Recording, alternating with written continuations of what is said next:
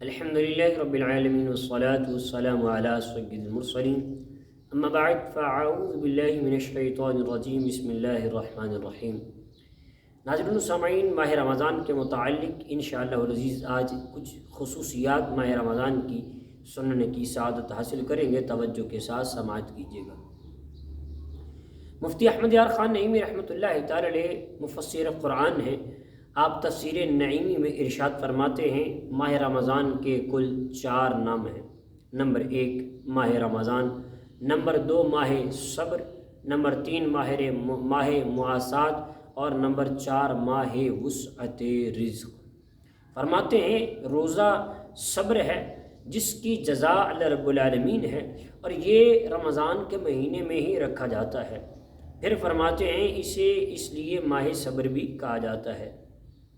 مزید فرماتے ہیں مواسات کا مطلب ہے بھلائی کرنا، یعنی اس مہینے میں رشتہ داروں سے خاص کر اور سارے مسلمانوں سے عام طور پر بھلائی کی جاتی ہے، اس لیے اس کا ثواب، اجر و ثواب جو ہے وہ بڑھ جاتا ہے، اور اسے اس لیے ماہ مواسات کہتے ہیں۔ اور پھر فرمایا کہ اس مہینے میں رزق کی وسعت کر دی جاتی ہے، اس لیے اسے ماہ وسعت رزق بھی کہا جاتا ہے۔ پھر فرماتے ہیں آپ رحمۃ اللہ تعالی علیہ مفتی احمد یار خان نعیمی رحمۃ اللہ تعالی علیہ فرماتے ہیں کہ کعبہ معظمہ مسلمانوں کو بلا کر دیتا ہے، اور یہ رمضان آ کر رحمتیں بانٹتا ہے۔ گویا وہ یعنی کعبہ کنواں ہے اور یہ رمضان شریف دریا، یا پھر وہ کعبہ دریا ہے اور یہ رمضان بارش ہے۔ پھر فرماتے ہیں ہر مہینے میں خاص تاریخوں میں عبادت ہوتی ہے، خاص وقت میں ہوتی ہے، لیکن مثلا رمضان المبارک جو ہے وہ رمضان شریف میں ہر دن اور ہر رات میں عبادت ہوتی ہے۔ روزہ بھی عبادت ہے، سحری بھی عبادت ہے، افطار بھی عبادت ہے، افطار کے بعد نماز تراویح کا انتظار کرنا یہ بھی عبادت ہے، تراویح پڑھ کر صبح سحری کا انتظار کرنا، اس میں سونا یہ بھی عبادت ہے، پھر سحری کھانا بھی عبادت ہے۔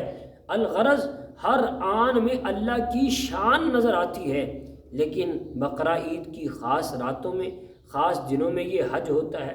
محرم کی 10ویں تاریخ افضل ہے، تو یہ تاریخیں خاص وقت میں خاص طور پر عبادتوں میں شمار ہوتی ہیں، لیکن رمضان کی ہر گھڑی عبادت والی ہوتی ہے۔ پھر فرماتے ہیں رمضان ایک بھٹی ہے، جس طرح بھٹی جو ہے وہ گندے لوہے کو صاف اور صاف کو قیمتی مشین کا پرزہ بنا دیتی ہے۔ رمضان مبارک اسی طرح وہ ہے کہ گویا یہ گناہ گاروں کو پاک و صاف کرتا ہے اور نیک لوگوں کے درجے بلند کرتا ہے۔ فرمایا رمضان شریف میں نفل کا ثواب فرض کے برابر اور فرض کا ثواب 70 گنا کر دیا جاتا ہے۔ نمبر 5 مزید فرماتے ہیں بعض علماء فرماتے ہیں جو رمضان شریف میں مر جائے اس کے سوالات قبر اس سے نہیں ہوتے۔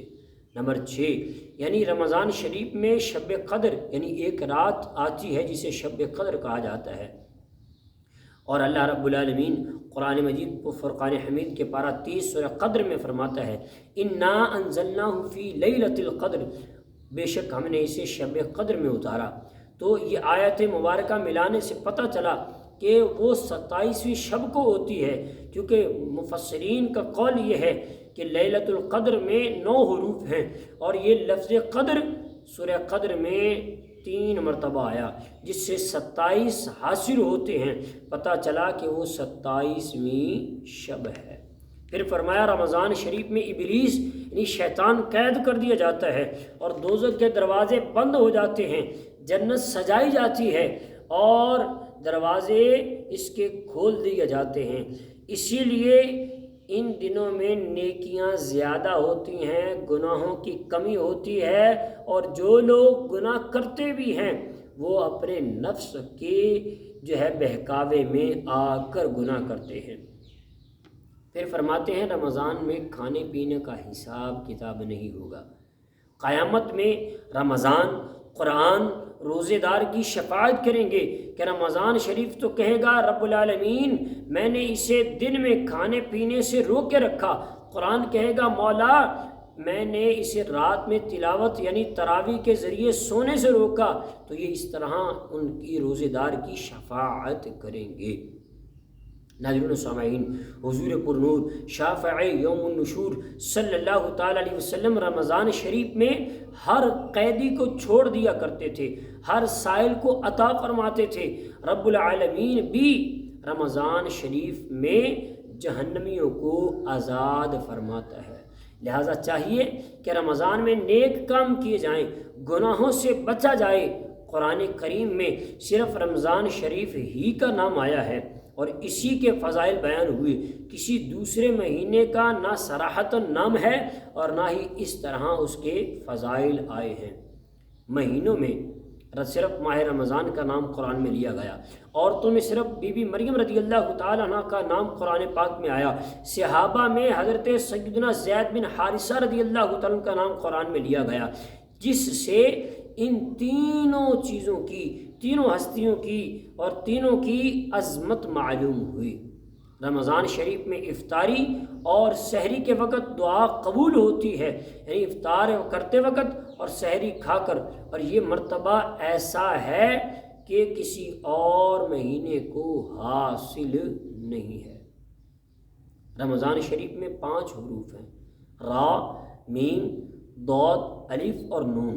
را سے مراد ہے اللہ کی رحمت یعنی رحمت الہی، میم سے مراد ہے محبت الہی، ضاد سے مراد ہے ضمان الہی یعنی ضمانت الہی، اور الف سے مراد ہے امان الہی، اور نون سے مراد ہے نور الہی۔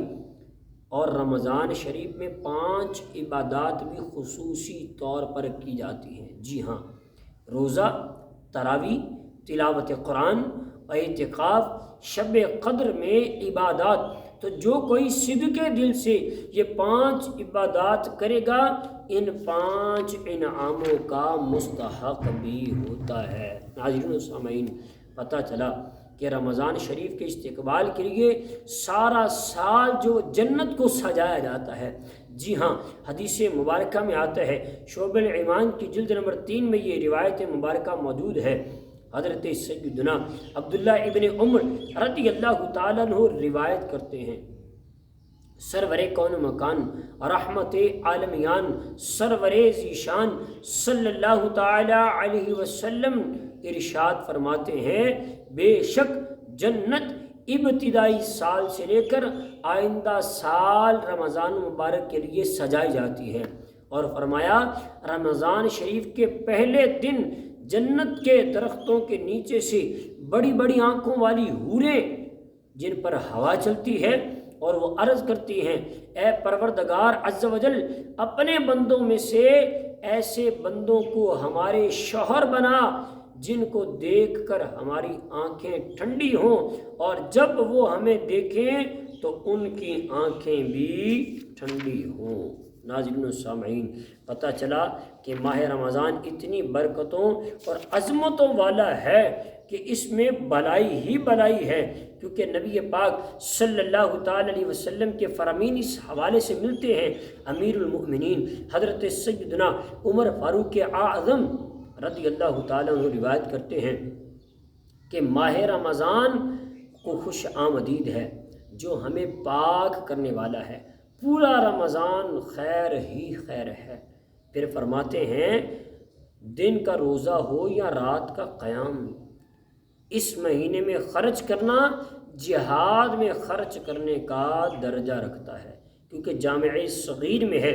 حضرت سیدنا دمرہ رضی اللہ تعالیٰ عنہ روایت کرتے ہیں، سلطان کون و مکان رحمت عالمیان صلی اللہ تعالیٰ علیہ وسلم کا فرمان برکت نشان ہے، ماہ رمضان میں اپنے گھر والوں پر خرچ کرنے میں کشادگی کرو، کیونکہ ماہ رمضان میں خرچ کرنا اللہ تعالیٰ کی راہ میں خرچ کرنے کی طرح ہے۔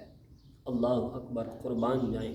ناظرین و سامعین، کتنی عظمتیں ہیں اس ماہ رمضان کی، کتنی برکتیں ہیں اس ماہ رمضان میں، اور کتنے انعامات امت مصطفیٰ صلی اللہ تعالی وسلم کو اللہ رب العالمین عطا فرماتا ہے۔ تو چاہیے یہ کہ ہمیں اس مہینے کی برکتیں حاصل کریں۔ جی ہاں، حضرت سیدنا موسیٰ کلیم اللہ علیہ نبی جناب علیہ الصلاۃ والسلام کی طرف اللہ تبارک و تعالیٰ نے ارشاد فرمایا، یہ روایتوں میں منقول ہے کہ امت محمدیہ صلی اللہ علیہ وسلم کو میں نے 2 نور عطا کیے ہیں تاکہ وہ دو اندھیروں کے نقصان سے محفوظ رہیں۔ حضرت موسیٰ علیہ السلام نے اللہ کی بارگاہ میں عرض کی، مولا وہ نور کون کون سے ہیں؟ ارشاد فرمایا، نور رمضان اور نور قرآن۔ اور حضرت موسیٰ علیہ السلام نے عرض کی، مولا 2 اندھیرے کون سے ہیں؟ فرمایا، ایک قبر کا، دوسرا قیامت کا۔ اب یہ نور رمضان اور نور قرآن کے برکت سے قبر کے جو ہے وہ اندھیرے سے اور قیامت کے اندھیرے سے، قیامت کی ہولناکیوں سے ہم محفوظ رہیں گے۔ اللہ رب العالمین جل وعلا ہمیں اس ماہ رمضان کی برکتیں حاصل کرتے ہوئے اسے اپنی عبادتوں و ریاضتوں میں گزارنے کی توفیق عطا فرمائے۔ آمین بجاہ نبی الامین صلی اللہ علیہ وسلم۔